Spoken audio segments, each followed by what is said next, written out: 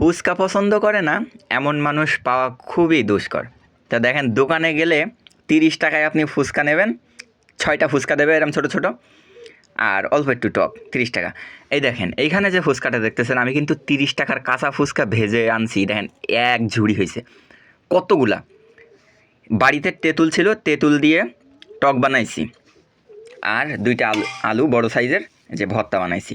একদম বাড়িতে কিন্তু 30 টাকা, মানে কাঁচা ফুচকা 130 টাকা, টক আর আলু ভর্তা সব মিলে 40 টাকা খরচ হয় নাই, পুরো এক গামলা। বুঝতে পারতেছেন কতটা?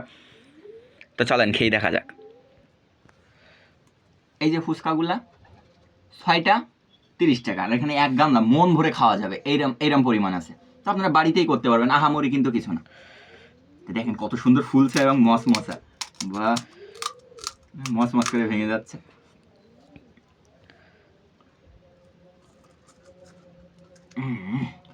এই বিসমিল্লাহ।